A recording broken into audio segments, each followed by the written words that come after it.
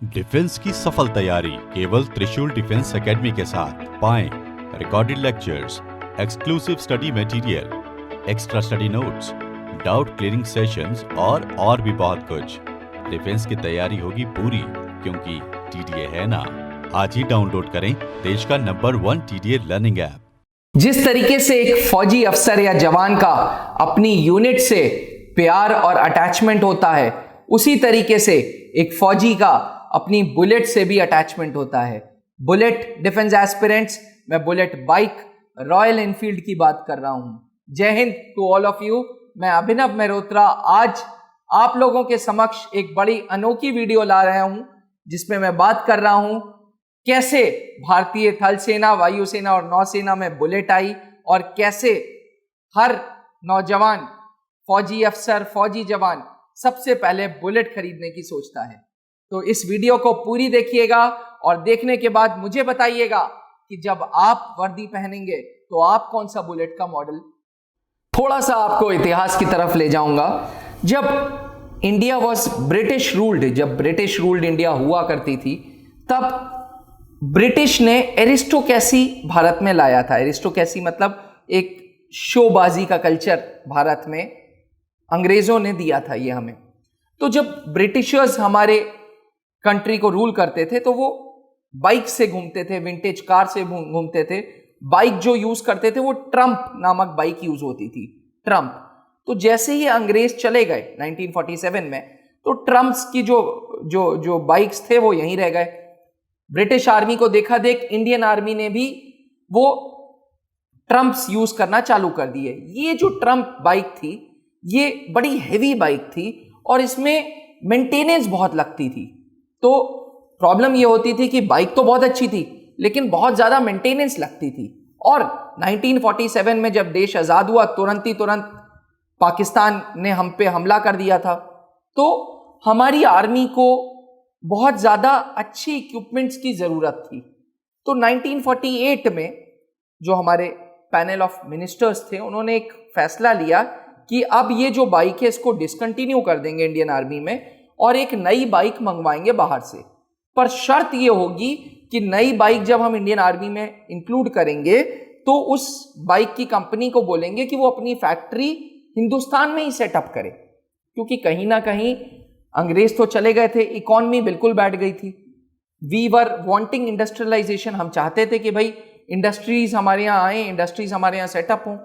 तो 1949 में पहली बार जो रेडिक कंपनी थी, रेडिक कंपनी पहले रॉयल जो रॉयल आर्म्स फैक्ट्री है एनफील्ड में, एनफील्ड एक्चुअली एक टाउन है, एनफील्ड एक टाउन है लंदन में, नॉर्थ लंदन में एक टाउन है छोटा सा।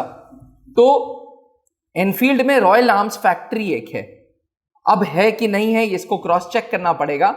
बट उस जमाने में रॉयल आर्म्स फैक्ट्री जो पिस्तौलें होती थी, जो राइफल होती थी, सिंगल बैरल, डबल बैरल, यही बनाते होते थे।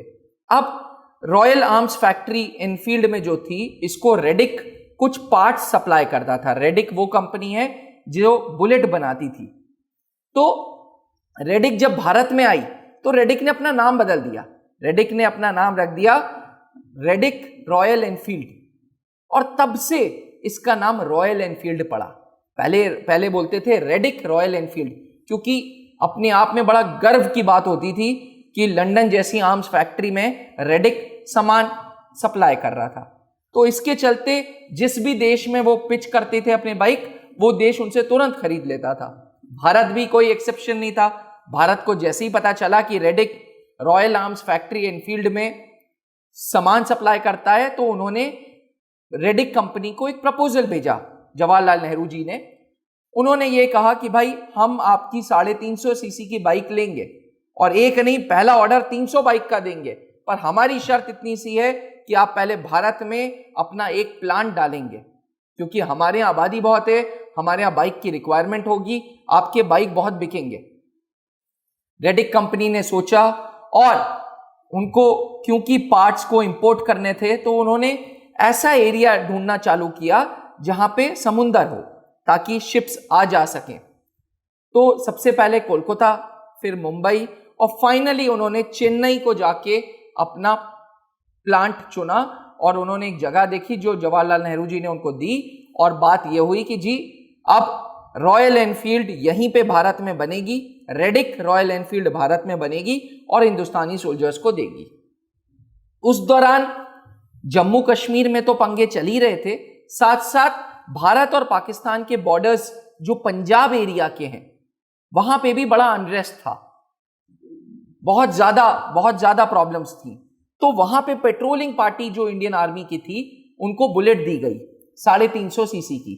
अब पंजाब की अगर आप टोपोग्राफी देखेंगे तो एग्रीकल्चर बेस्ड स्टेट वो शुरू से रहा है, वहां की सॉइल बहुत फर्टाइल रही है और साथ ही फ्लैट सॉइल रही है। तो फ्लैट सॉइल पे रॉयल एनफील्ड का जादू ही अलग था।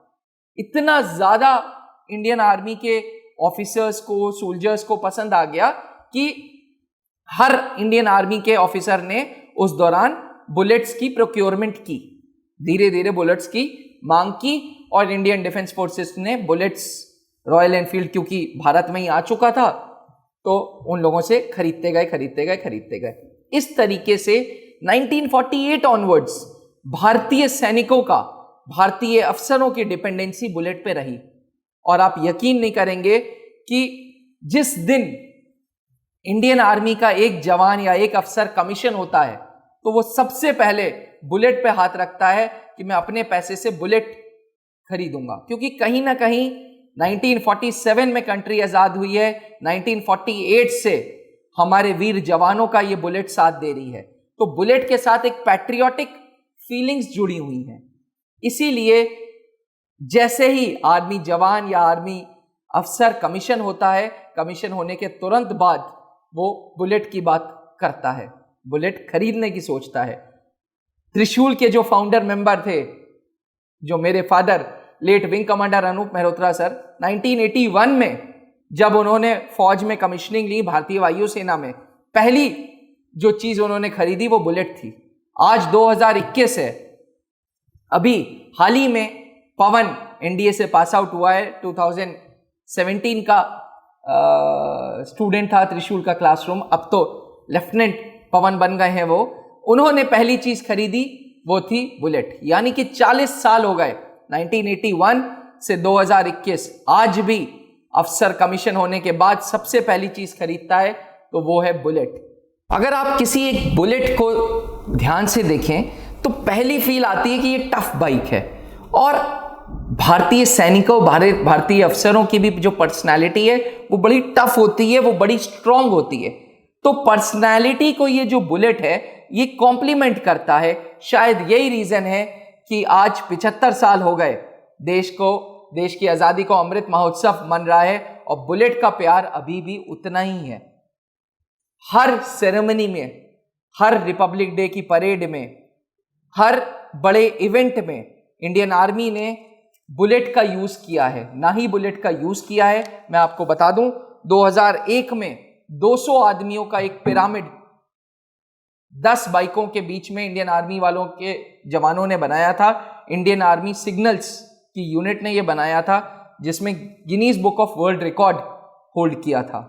एनएसजी कमांडो ने राइडर्स की जब पूरी रैली निकाली थी, एनएसजी कमांडो राइडर्स रैली, उसमें हर जगह रॉयल एनफील्ड का बुलेट 500 सीसी का यूज हुआ था।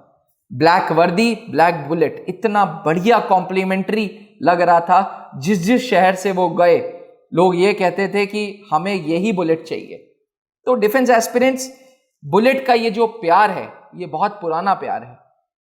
और जैसे ही आर्म कैडेट, जेंटलमैन कैडेट बन के वर्दी पहनता है और कमीशन लेता है फौज में, सबसे पहली परचेज बुलेट मारता है। तो आप जब कमीशन होंगे, आप आर्मी में जाएंगे, एयरफोर्स में जाएंगे, नेवी में जाएंगे, आप, मेरा सवाल यह है कि कौन सा बुलेट का मॉडल लेंगे। मैं आपके कमेंट्स का इंतजार करूंगा। मैं जानना चाहता हूं कि आप कौन से बुलेट लेंगे जिस दिन आप थल सेना, वायुसेना, नौसेना में अफसर बन जाएंगे। इंतजार रहेगा आपके आंसर्स का। तब तक के लिए जय हिंद। आशा करता हूं कि बुलेट का प्यार वाली ये वीडियो आपको पसंद आई हो। Thank you. एक लाइक बनता है अगर बुलेट की कि ये वीडियो पसंद आए तो ज़रूर ज़रूर ज़रूर लाइक करिएगा। Thank you. जय हिंद। डिफेंस की सफल तैयारी केवल त्रिशूल डिफेंस एकेडमी के साथ। पाएं recorded lectures, exclusive study material, extra study notes, doubt clearing sessions और भी बहुत कुछ। डिफेंस की तैयारी होगी पूरी, क्योंकि टीडीए है ना। आज ही डाउनलोड करें देश का नंबर 1 टीडीए लर्निंग ऐप।